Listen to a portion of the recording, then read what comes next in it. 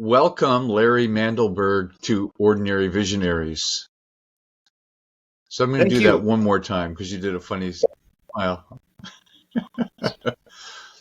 Welcome, Larry Mandelberg, to Ordinary Visionaries. Thank you so much for doing an interview with me today, Larry. And the very first question I ask everybody is, how are you an ordinary visionary? Well, the first thing I'm going to answer is you're welcome and thank you for having me. Um, I'm an ordinary visionary, certainly ordinary, possibly visionary, because of my sense of my purpose in life. I'm a fifth generation family owned business guy, never really worked for a company that I haven't owned other than in college. And when I was young, I realized that my family had been going through changes for since the 1850s and had still been able to survive changes in economy, changes in environment, changes in business. It went And through I'm sorry. it went through the Great Depression. The Great Depression, the Industrial Age. I mean, it was a radical shift from selling hides and furs to auto parts. I mean, that's a big transition. And there's a lot behind what happened here, but it started with, why did we go from no automobile manufacturers to 300 and then down to like three in like 30 years? How does that happen? And that was my dad. And while he wasn't quite accurate with his details, he was close. And it was fascinating. But what sparked my curiosity was, why does any business fail? So when I was very young, I got that bug. And literally, the cloth of my life is the fabric on which that question has been imprinted. So I've been pursuing that answer my whole 67 years. And I found the answer and I put it in a book. It's mostly research. Part of it is opinion. There's a lot of stories that are factual with name changes. But my vision is to change the way the world works in so that everyone who wants a job has one and loves it. And every employer loves their employees and treats them properly. And I believe that's possible. Yeah, it's it's in a sense a pipe dream, but it's definitely possible for some companies. It's possible for any individual company. But wouldn't that be great if we had that? We'd have a different world. We'd have people that like to go to work. We'd have people that made better wages. We'd have better productivity. I mean, it would be a better world, right? Well, So, just Robert, just think so about this. How many people do you know that say, man, I love my job. I cannot wait to get back to work next week. Yeah, I got chores at home, but man, I can't wait till I go back to work next week. Who says that? Who doesn't right, right. say, oh, my job, I got this coworker, I got this manager, I got this boss. Oh, they're causing me so much grief. All of the other stuff you said is true, and Yeah, it's all resulting from having a job you love and being treated properly.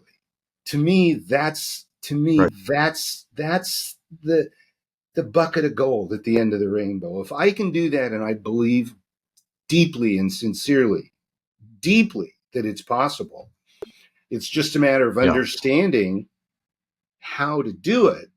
That's my purpose. That's my vision. And that's what this book is yeah. it's a how-to guide. Show us your book. Businesses don't fail, they commit suicide, which is a, I was around when you were writing that book, so we love that title. And Okay, you this can is put the it down key. now. The subtitle, that's the key. With books, there's a formula, Re- right? You got to get attention, and then you got to tell them what the book's about. This is what the book's about: how to survive success and thrive in good times and bad. So, Larry, tell me a little bit about your work history. You've got five generations of Mandelbergs, starting in the fur trade in the 1800s into car parts. And so, were you working with your dad in the car parts business, and then did you take that over, or did you do something completely different? Or So I've been told that this sounds a little bit like slave labor, but I want to be very clear. This was a blessing. It was a gift. It's part of my competitive advantage. When I was in grade school, actually, 8 years old, my dad would have me come and do work. Specifically, I would clean the bathroom. I would sweep the shop. I mixed paint. We sold automotive paint, and you mix it. It's pretty similar to the way you do it in any hardware store. They have a scale. They put different colors in. It's done by weight, etc. So I did that. It was much more manual, less automated. And eventually, I took over the accounting, and I got involved in inside sales and outside sales and inventory control and the accounting. And I was doing all the book work. By the time I was 15, I was a math geek. And all that was wonderful. I did not like the business. And when I graduated from high school and went to college, it was not an immediate thing. I mean, I took like a semester off, a summer and a semester. And then I did a year and a half of college. And then I took another semester off. Then I did another year of college. And then I told my dad, wow, you're spending way too much money for me to party. This is not the right time for me to be doing this. So save your money. Went to work for a company, Gulf and Western. Did that for about 6 months. Moved out to Oregon, and then my dad and I decided to buy another store. So we bought another auto parts store, and that was my third business. I started a candle making business when I was in grade school, and was selling candles all wow, over the U.S. And since then, I all don't over have an the US, exact. I'm sorry. all over the U.S. How did you do that? My family and I were both very connected to skiing. So I gave candles to some of my family. Their friends said, "Ooh, that's cool. Where do I get one?" Well, my cousin, my whatever, he sells them. So they would buy them from me. And because they all were skiers, they would go to these gift shops and say, "I want a candle like this." And they said, "We don't have them. Where can we get them?" And they'd call me. So I was selling candles to gift shops. And then one gift shop leads to another gift shop. And then it was just truly what you call an organic growth model until it got so big that Right. my parents said, "You ain't doing this anymore. This is too disruptive to our household." Because making candles is nasty, right? I mean, you're melting Yeah, really. paraffin Yeah. and colors and cooling. And so, but I know there's been at least a dozen, and I think it's like 14 different businesses that I've either bought or started or turned around. Everything from commercial equipment rental, heavy equipment rental, to retail clothing, to technology, I mean, it's just all over the board. So a lot of experience in a lot of Wow. different fields. And when did you start consulting? I love that question. Um, I started consulting in the early 1980s. I should say that I bought my first computer in 1973 for our auto parts store. And when I say I bought it, I mean I was the decision maker. I did the interviews. I was 17 years old, 16 years old. I made the decision, and what we paid was more than 100% of our gross annual sales. We spent almost 200% of our gross annual sales on this. It's a big investment. So I literally today have over 50 years of experience with technology and have owned three different IT firms.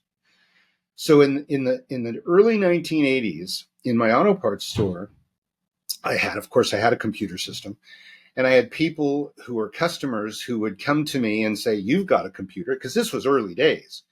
"You've got a computer. Help me buy a computer." So I would work with them and help them buy a computer. What then started happening was people would say, "Larry, I need to buy a computer that does X. How much will that cost? And what should I buy?" And of course, my first response is, why? Why? You don't even know what it costs. How do you know you can even make a profit on it? Well, my industry's doing it, my Right. competitors, blah, blah, blah, blah. So I started consulting with people on how to approach investing in technology in their business. That was the next step after helping people buy computers. So when I got into Right. the technology business, which was actually being paid to do this, which was in 87, I would have to consult with clients on their businesses because they were like, "I have a business problem and I need technology to help me solve it." So Right.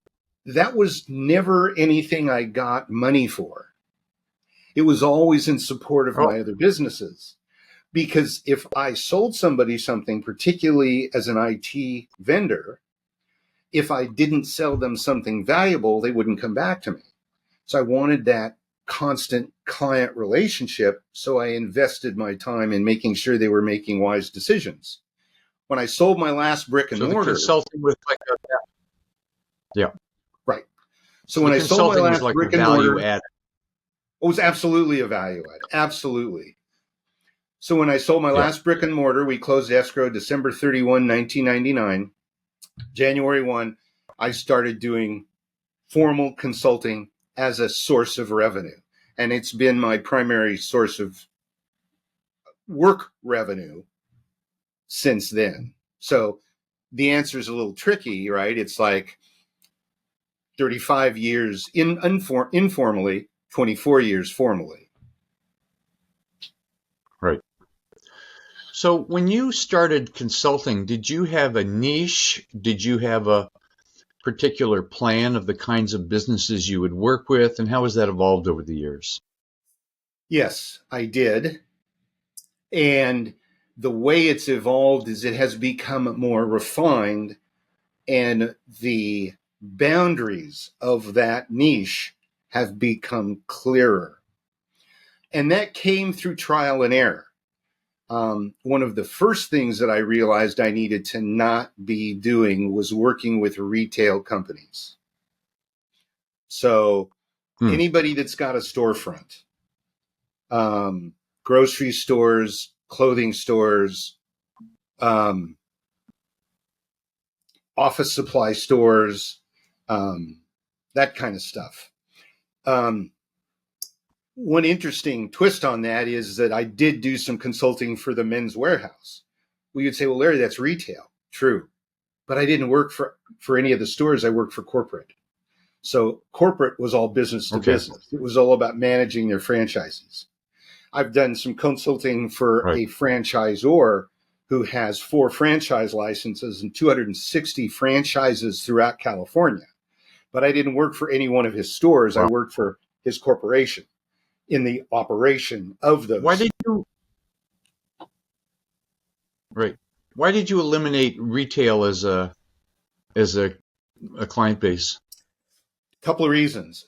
First, I don't have any experience with it. Very little Okay. experience as a vendor, only as a consumer. So I don't understand it.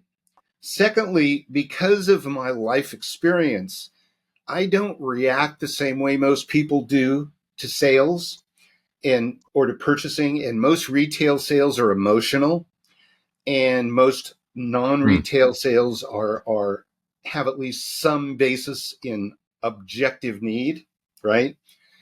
And Right. Right. I don't. I believe that thinking is hard, and the world has gone out of its way to make it so most people don't have to think. And that's part of my revulsion Hmm. with technology. And I don't like dealing with people who aren't willing to think. And most retail activity are people that aren't willing to think, and I don't want to deal with them. And it's exemplified in this saying. There's this famous saying: the customer is always right. And okay, I can buy that. And we need to have a caveat. There needs to be a condition on that. The customer is Yeah. always right in retail. In my research, I found out another truth. In non-retail, the customer is always wrong. Not mostly wrong, always wrong. Always right. Okay? And the reason is because what leaders see are symptoms, not issues. And they try to solve symptoms, and you can't, because the underlying cause never goes away. So that's why very quickly I came to realize retail was a bad space for me, emotionally, intellectually, expertise wise. Right. There's another Right. area that I knew was not a good sweet spot for me. And that was the next one was what I call non-autonomous organizations, companies who exist because of external resources. Think publicly traded companies, think absentee owners, Mhm. think organizations who have to serve people other than the customer. I didn't want to work with companies where the customer wasn't the focus.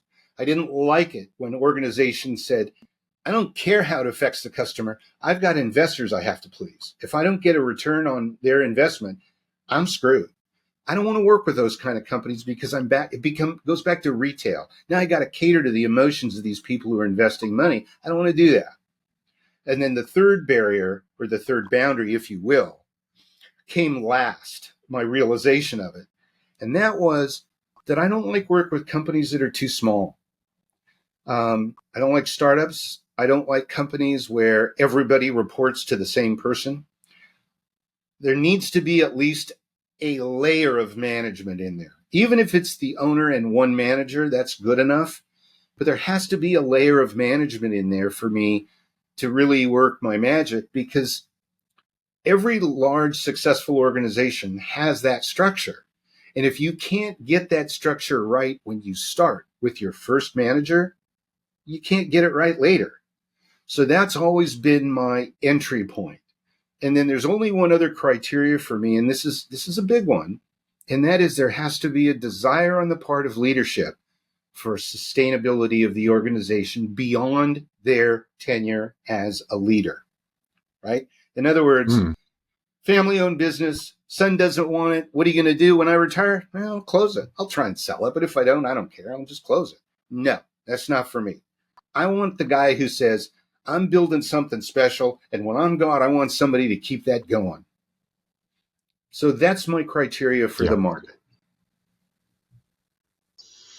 Great. So in working with companies for many, many years, you discovered certain things that companies had to do, should do, in order to be successful, and based on your criteria. So it was a great place to work.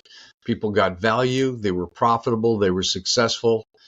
And over years, I I assume you put that into certain formulations and training and consulting systems, et cetera, et cetera. And then just last year, you finally put that into a book called Businesses Don't Fail, They Commit Suicide. So let's talk a little bit about those principles. What are those principles? So if I'm a business, what's the first one? Why is it important? Et cetera, et cetera. Let's go through them. Sure. So there are three of them, and I call them the three P's. And I call them Okay. organizational imperatives. And they attach to a specific stage of the business development. They're sequential. The order is important. The first one is clarity of purpose. You have to clearly understand the value of what you're delivering. You have to clearly understand the market you're delivering it to. You have to clearly understand the manner in which you're delivering it. You have to have a clear Hmm. long-term objective. And you have to have clarity about the culture that you want to create within your organization. That's clarity of purpose. So that's all under the heading of purpose. Yes. Second, Yeah. So it's operational clear imperative. about what you want, etc. So Yep, all of that's let's there. let's not move on from purpose. Let's go a little deeper into purpose. Okay. So when you start working with a company, I mean that's day one. What's your purpose? What are you here for? How do you work with people to get clear on that? Because a lot of people think, oh well, we want to know how to do things. So purpose is kind of airy fairy, but it's so foundational because it's your direction, it's your raison d'etre, right? It's why Right. you're in business. So I'm sure so what kind of things do you go through and how do you work with them on clarifying their purpose and pushing that throughout the company because it can't just be the top guy, obviously. Right. So that's a question that requires a whole lot of dialogue. And it's a lot about process. And I don't know that I want to delve into process too much, but let me just say Okay. that what I do is I bring the members of the organization together and facilitate a dialogue. And I bring that out through that dialogue. I think what may be more Right. important, and that's all in the book, right? So if you read each of those three things has a chapter, and in there's a list of benefits of doing it. There's a case study that's an anecdote that's true, but the names and stuff have been changed. And then there's a section on how do you create it, how do you implement it, how do you maintain it. So all that's in the book. But let me give you a different piece of data that I think is very important in this forum. How do you get somebody off of just tell me how to make this work to, okay, let's clarify our purpose? Here's the way you do it. Yeah. Do you like turnover? Who likes turnover? No. Turnover is the most expensive thing. Employees are the most expensive thing any business has. They're the most fragile. They're the most delicate. They're the most difficult to hold on to. Don't you want employees that stay? How do you do that? Well, it begins with recruiting. How do you recruit? Do you say, I need a guy who can run a table saw and who can run a router and an edger and put them together? No. What you say is, if you want to do something important that's bigger than you, and what you want to do is change the way education works in this country, maybe you should come and work with us because we got a bunch of people who are here for one reason, to change the way education works in this country. And here's how we do it. This is the value we deliver. This is the market we deliver it to. And this is the way we deliver it. And if you want to be a part of that, then you want to be a part of this organization. And this is how we conduct ourselves. This is how we treat ourselves. This is our culture. This is who we are as people. And if that's who you are, you might find a home here. Now just think how powerful that is. That is incredibly powerful, right? I'm not trying to Because you have tease you with candy or money. I'm teasing you with an emotional need to do something that is important to you. And you get to do yes. this with other people who share that desire. That's glue, baby. That's the key. Yeah. Got it? Does that make sense? Well, absolutely. Absolutely. I mean, it's the vision I'm talking about in Ordinary Visionaries. And an ordinary visionary that runs a company, he's got a vision, he's got a purpose, he's excited about it, he wants to turn people onto it. Okay. And there's companies like that, right? Well, there are, and there are some who do not need me. The biggest problem is that I'm going to say 93% of the companies in my segment either have no vision or no clarity of purpose. I'd rather call it clarity of purpose. Have no clarity of Okay. purpose, or it's not documented. And if it's not documented, it means you can't communicate it effectively or efficiently or consistently. And it means that others can't communicate it on your behalf. So it doesn't Right. actually exist until it's in writing. It's not real. Well, it can be. I don't like that. I'd rather say it has no value. It's Yeah. real, but it has no value. What are you going to do with it? Tell people about it? Okay, where's the value in that? Put it in Yeah. writing. Send it out to the world. Broadcast it. Be proud of it. Attract customers. Attract employees. Attract vendors. Oh my God, I Yeah. want to do business with you. You're the perfect kind of customer for us. Oh my God, I want to do business with you. I want to buy this from you. I love your vision. I love, I mean, look at Nordstrom. Nordstrom was customer service. You got two different size feet. We'll say a one shoe one size and another shoe the other size. We're here to serve you. I want to work for a company like that. I love that. They want to care about their customer. I mean, that's the key. So getting it in writing, it's not that it doesn't exist, it's that it has no value, right? Yeah. Yeah. To me, that's just, maybe it's wordsmithing, maybe it's just semantics, but that's me. No. Yeah. I get it. I get it. Okay, so that's the first piece is really getting clarity of purpose within Mm-hmm. the organization, getting it in writing, pushing it through, doing whatever you have, and getting people on board with that. So, Mm-hmm. as opposed to, oh, it's just a company I go to work for. It's no big deal, My job, They don't really care about me. They don't right? care about me. And they don't really seem to care about what they're doing either. Right.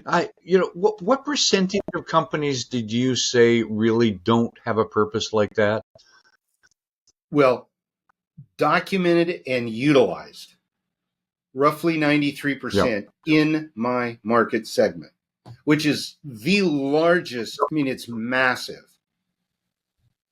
It's So massive. 93% don't have a purpose in the way you're No. articulating it. Well, let's be careful here. I don't want to be misunderstood or misleading.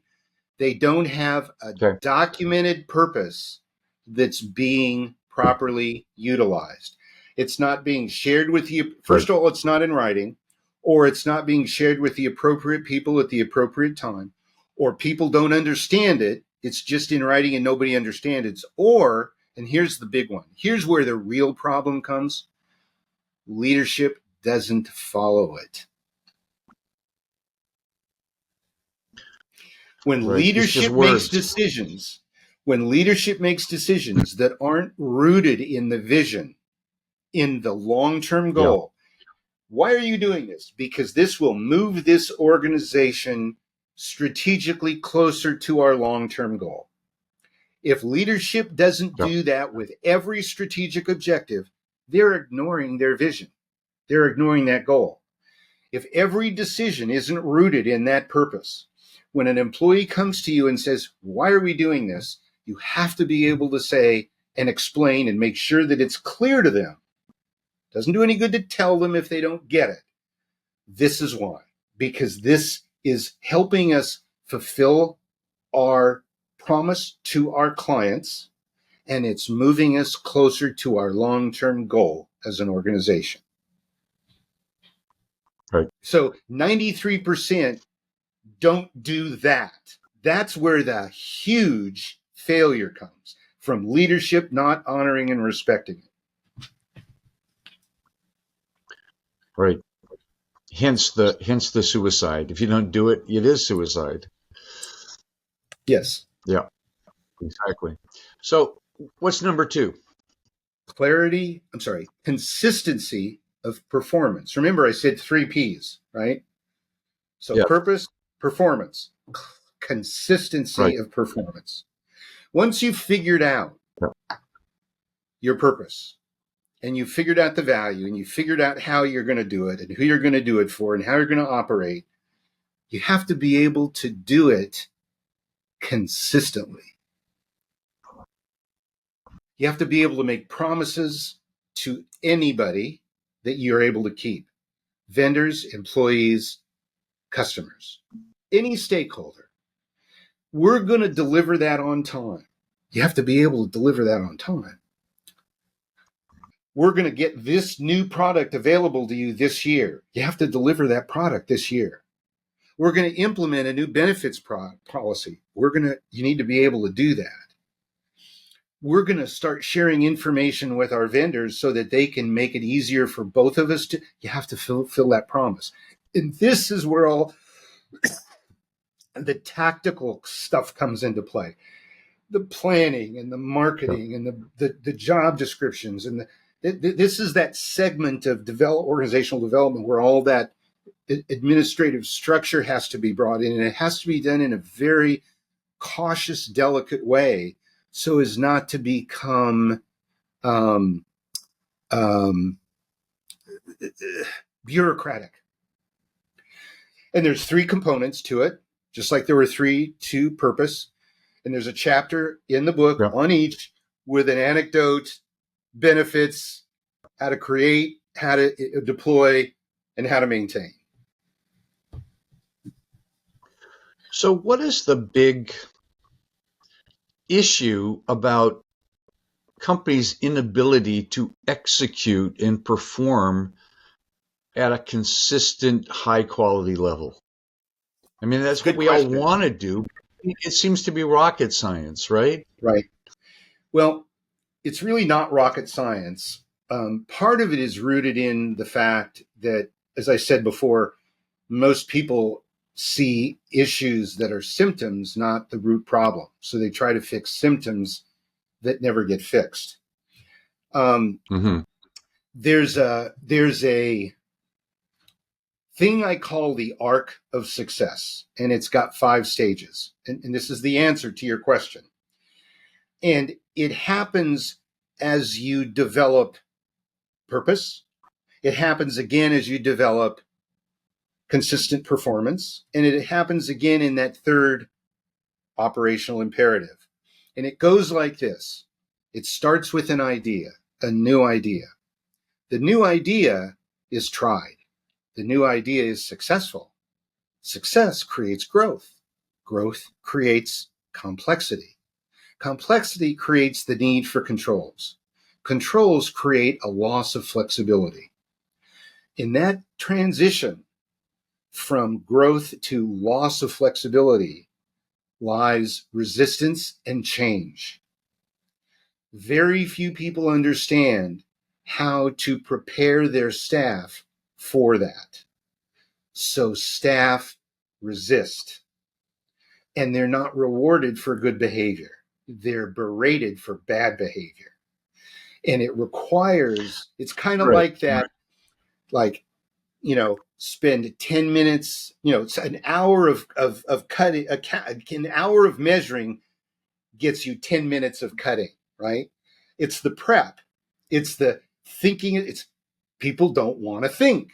So you have leadership that says, we don't have to do that much. We don't have to be that prepared. We don't have to go through all those processes. People get it. People understand it. No, they don't.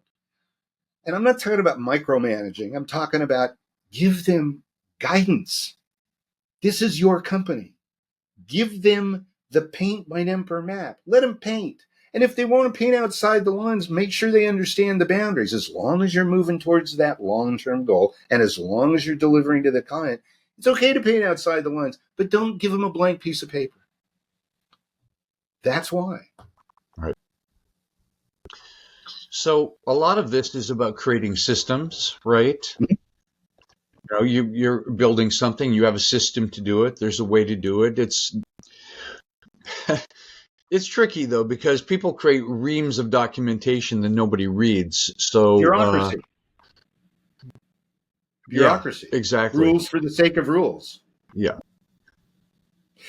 So this leads me to want to share this with you. Culture is huge, and it's part of purpose. And I was never able to articulate this very well until I read Dov Seidman's book, How. So I want to make sure I honor his wisdom when I share this. There are 4 generic cultures that exist within any organization. Only 4, not 3, not 5. And every organization will operate based on one of those 4 cultures at every moment. Never 2, but always 1. And the question is, Okay. which one do you want to be the go-to culture? Because you have to be able to do all 4 of them.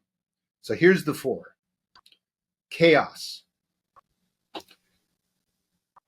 Just get it done. Forget the rules. Forget the boundaries. Forget right and wrong. Just get it done. Or, I'm not living by any rules. I'm going to do what the hell I want to do the way I want to do it. There's 2 sides to that coin, but chaos. When things go south and you got a client in trouble, you got to fix it. That's chaos. Throw the rules out. That's not bad unless you live there all the time. Second, Right. Military. Command and control. Don't do anything you're not told to do. Do everything you're told to do, and don't break rank. Don't go above your supervisor to his supervisor or her supervisor. This is a military organization. We will tell you how to think. And there's a time for that. People's health records have to be protected with very strong protections, command and control. Certain financial information, home addresses, family information. There's things that require that kind of lockdown control. That's okay in the right moment. The third one is rules-based. Now, rules-based has an interesting effect on people. Nobody wants fuzzy. And I say this generically, of course, nobody. Of course, somebody does. Yeah. People want black and white. People want yes or no. Right. People want, is it within the rule or is it outside the rule? And how far is it from the rule? Right. And should I ask for permission or forgiveness? Or maybe I should just do this because the rule isn't sufficiently clear and I can bend the rule. So already I've spent 5 minutes talking to myself about that, trying to figure out whether what I want to do and what I know I should do is right or not. That's the problem with rules-based. And I got to remember all those rules. Most companies operate in a rules-based environment. Where you want to live is in what Seidman calls your should culture. I call it the doing what's right culture. One of the things I advocate is broad diversity. Racial diversity, sexual diversity, ethnic diversity, regional cultural diversity.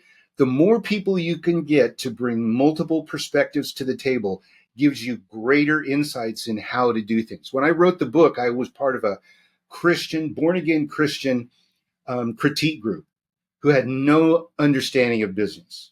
They had fabulous value in giving me perspective I never would have ever seen. They didn't help me technically, but from that perspective, they did.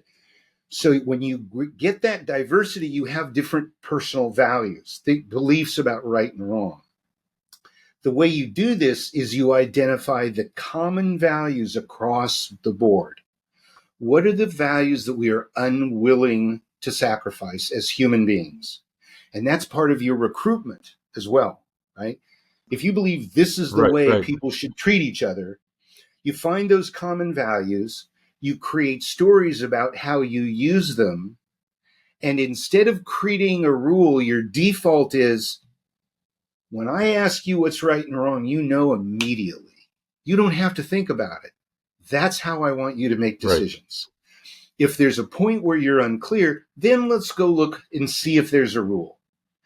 Or if you're not sure what right is right and wrong is wrong, or if you got 2 good options, then let's go to rules.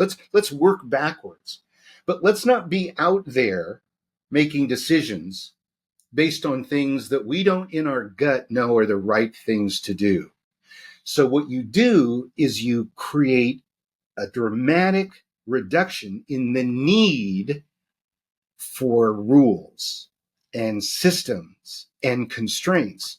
Doesn't eliminate them, but it minimizes them. So now you're beginning to see how if you do purpose right, it makes performance so much easier to create and to support and to implement. Does that make sense? Yeah, it does. Larry, I'd love to hear an example of a client that you helped in that area shift their culture from a what is right culture as opposed to a rules or command and control or military. So I can give you one that just happened literally, it was either this year or last quarter last year. And they understood it. Leadership understood it. Where they were struggling was making the change amongst the staff.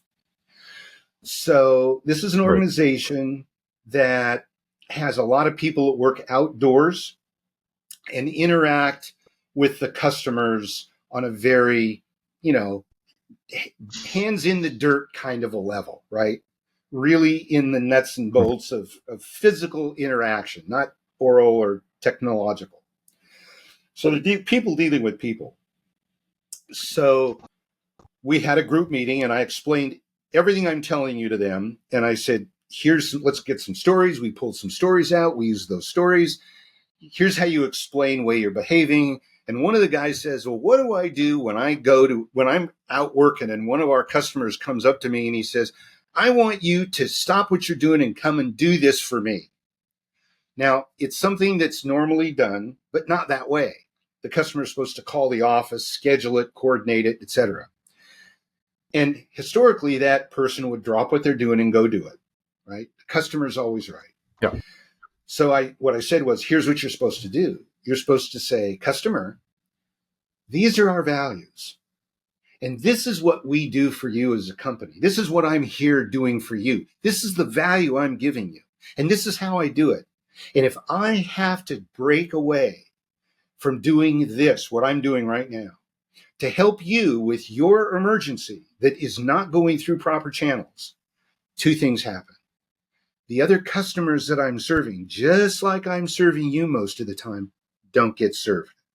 If I do this for them, you won't get served. Secondly, it's undermining our value. It's undermining our values. It's undermining what we stand for as a company and what we stand for as individuals. And I'm not going to do that. And the customer says, that's bullshit. I'm calling the general manager. And the employee is supposed to say, no problem. And at that point, now mind you, I got 30 guys here working, looking at me in coveralls and grease and waiting for lunch. So I looked over at the supervisor of this group who was sitting next to the general manager of the organization. And I said, John, what are you going to tell him when that client calls? And he said, I'm going to tell him that my guy was right.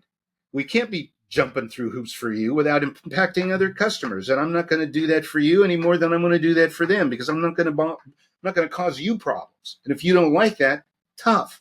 And then I looked at the GM and I said, well, what are you going to tell John when the customer calls you and says, John said that? He says, I'm going to tell him to go back to John. John's responsible. And everybody in the room was like, oh my God, they actually have our back. Now, Right. it's not that simple, because you got to make sure it happens, right? And it's one thing to be in the room and another thing to be outside next to the customer one-on-one telling them that. But it starts there, right? And it's easy to pick up the phone or the walkie-talkie and say, John, get over here. I got a customer problem. He's unhappy with how I've responded. John comes over, says the same thing. Employee sees it. They talk about it, changes the culture. Takes time, takes patience, but it works. Yeah, it's working through difficult things, human relationships, interaction. I'm doing it this way. I can relate to that a lot. So that's the whole picture, right? So you've got purpose, you've got your what is it, Performance. process or No, it's performance, performance. Performance. We haven't talked about the third perform. one. We've talked about the first two. Purpose, performance, Okay, clarity of purpose, consistency of performance. The third one, remember, 3 Ps. It's amazing to me when I did this research. Everything is grounded in threes, sets of threes. It's fascinating. Third one is yeah, engagement of people. Now, let me explain what I mean.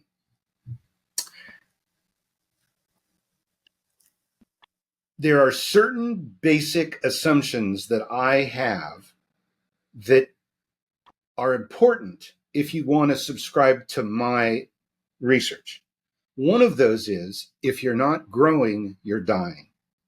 An organization that isn't growing is by definition dying, even if it's at stasis, because the world is changing, your customers are dying, they're moving away, and the value of your products is diminishing every single day.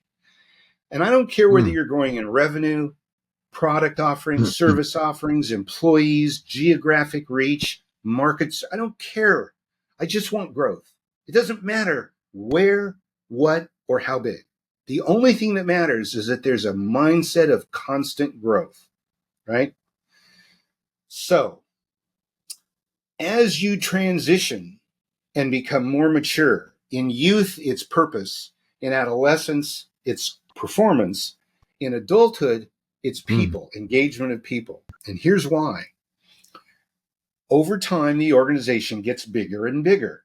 As it gets bigger in adulthood, leadership is further away from the end user of their products and services than they've ever been before. So when that industry has a shift or a change, the potential for the products and services that are being delivered to diminish in value exists. If, as a leader of the organization, I don't understand what's happening to my clients' businesses, I can't adapt my products and services to maintain their value to that client. I'm too far away from them to be able to do that myself now. It has to be organic through the organization. The only way that can Right. happen is from people. How do you get people engaged?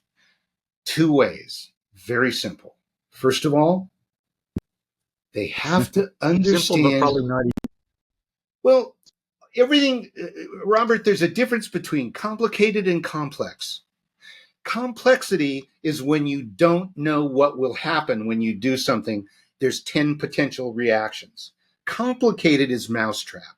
You drop the ball, it goes here, this lever springs up, that thing spins around, this thing goes down here. It's very complicated, but it's totally predictable.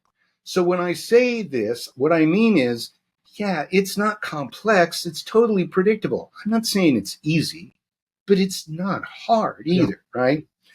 So the first piece of this, and there's only two for people, people have to understand why they're important. Now think about this. It's not that they're important, it's why they're important. And if you have somebody in a job that's not important, shame on you. If you have them in a Mm. job that's important and they don't know why, shame on you.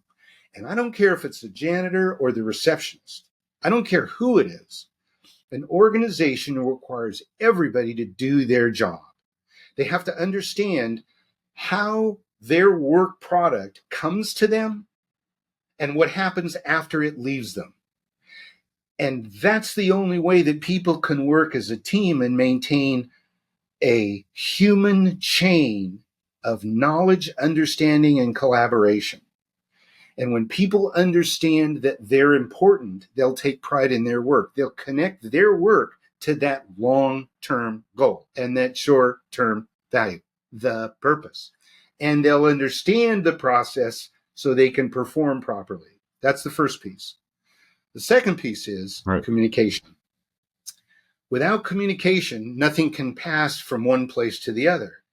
Communication requires providing people the easy access to any information they need when they need it, and giving people easy access to communicating valuable information to others when they get it. Pretty simple. No, who does that? Nobody.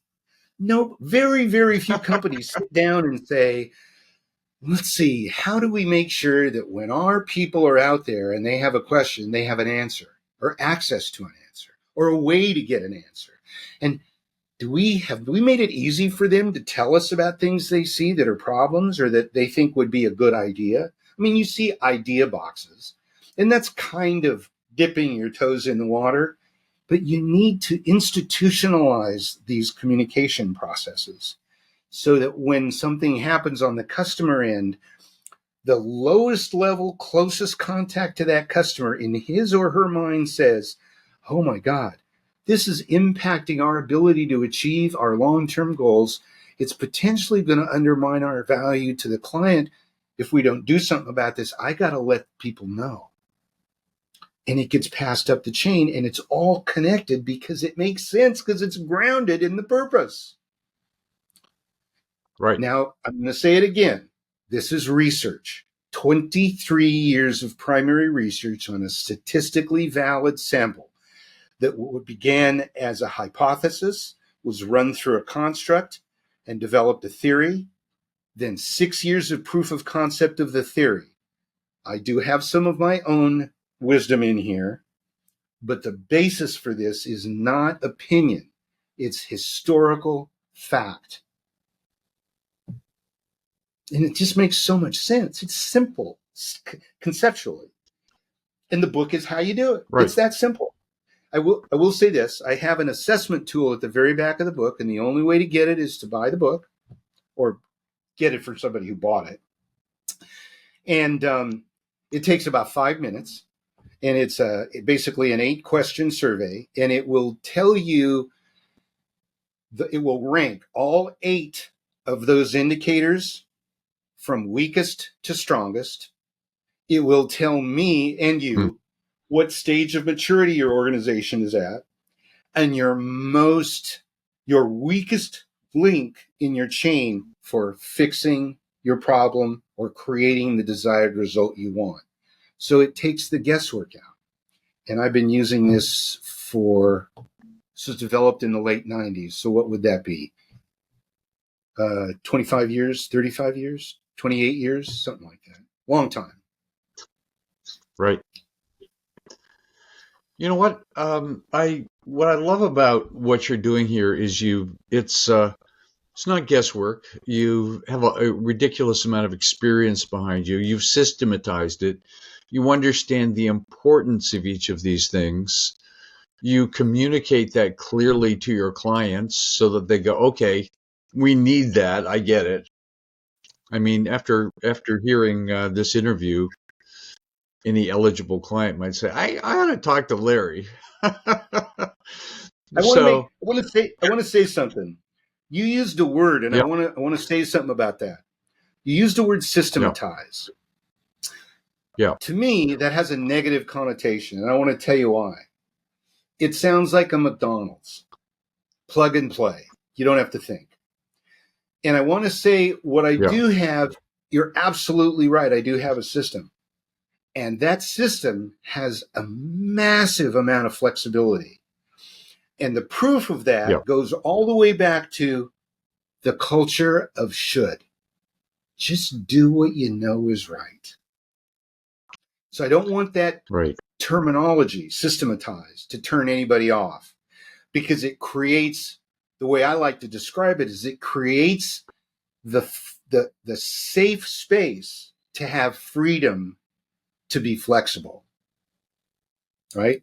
right. You know what you can do without causing harm, and you've got a lot of wiggle room. So yeah, it's a system, but it's a system that prioritizes individuality, creativity, freedom of choice, etc.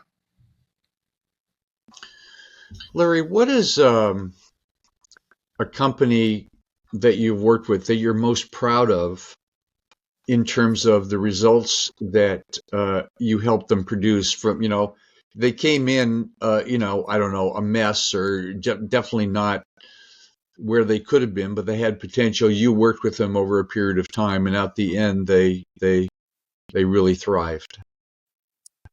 So there's a few of them, but one of my favorites, and because when I come in, there's always this stigma of, oh, what's wrong? Who screwed up? We're bringing in the consultant.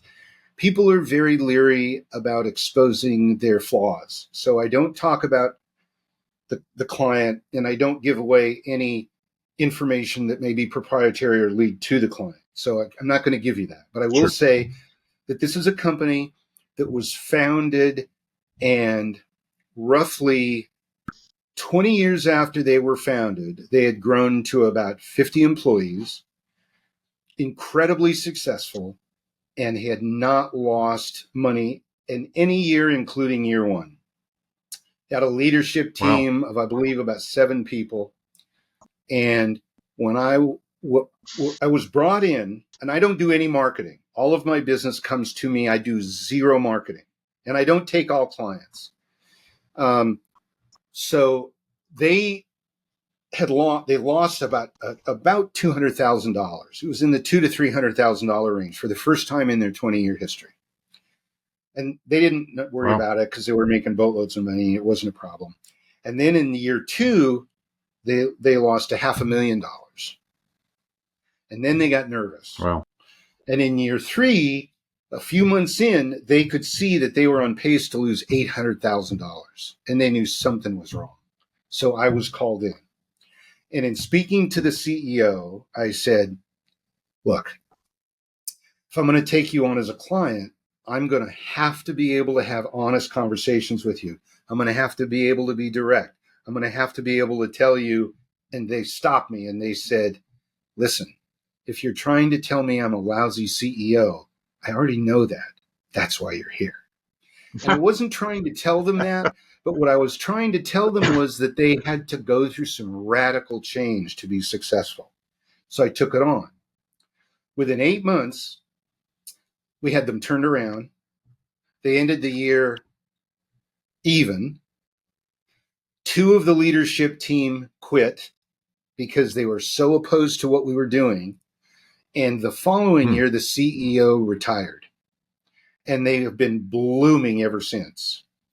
And the simple thing that I did for them, and this was so simple and so easy, was they had absolute clarity of purpose, all components that had never been documented. Everything was there, but it wasn't documented. So we documented it. And then I said, your problem is that you're not saying no to the wrong people.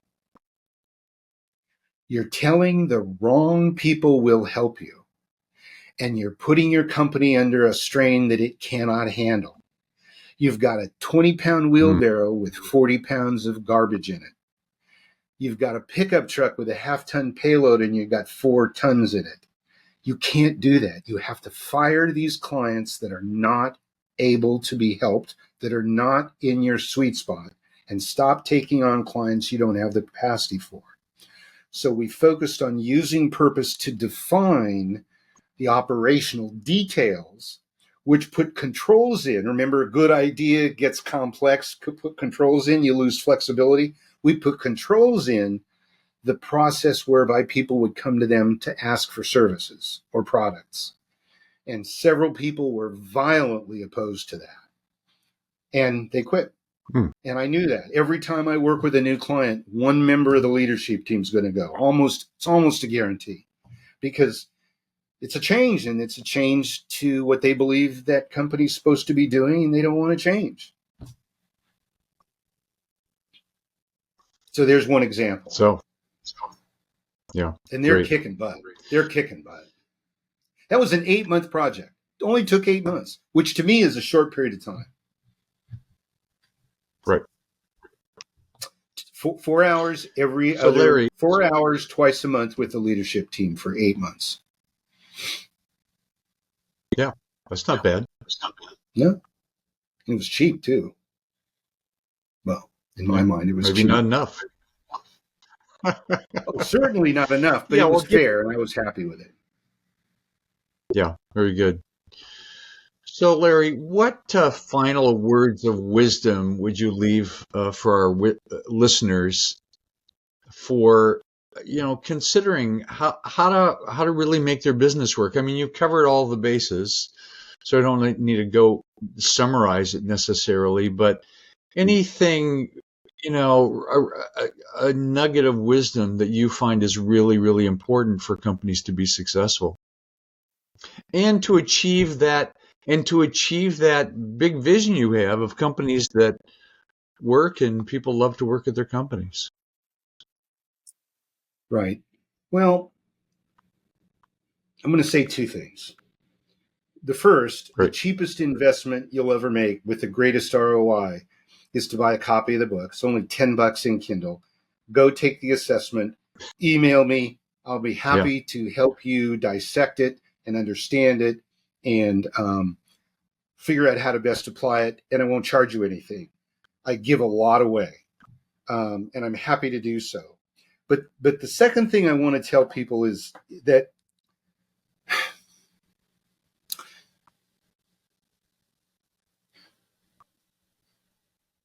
you can't be successful without planning. And you can't plan for everything all at once.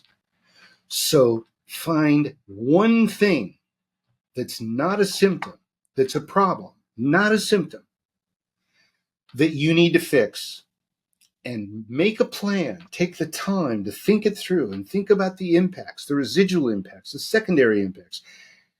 Think about all the other symptoms that you're going to create and fix it.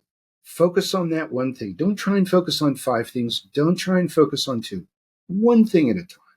Keep your business going, but find that one core problem and fix that one thing, and then move on to the next. Get it off your plate. Stop playing whack-a-mole. Fantastic. Larry, thank you so much for taking the time to do this interview. You inspired me. You're inspiring me in my project right now, what I'm going to do next. Robert, Yeah, I say very, this very with good. great heartfelt honesty. My clients inspire me. Yeah. Well, you got a good business if your clients are inspiring you instead of driving you crazy. Yeah. So I'm picky. That's why I can afford to be picky. But I love my clients. Right. All right, sir. Thank you for the time. Thank you for listening. And to your audience, I hope you find some value in this. And if there's anything I can do, I'm here to help. It's very easy. It's Mandelberg, Mandelberg, Mandelberg.biz. If you Google me, I'm all over the internet, podcasts. I'm not on Facebook. I don't do Facebook. I do LinkedIn and Twitter, or X. Go to Amazon, Google Mandelberg or Businesses Don't Fail. That's another website, businessesdon'tfail.com. You can read the preface, the intro, and the first 2 chapters for free. Just select the Kindle version and go look inside, and you can read the first 40 pages for free. Great. And we'll have the link for that below the interview. Good. Thank you, Robert. Again, thank you very much. My pleasure.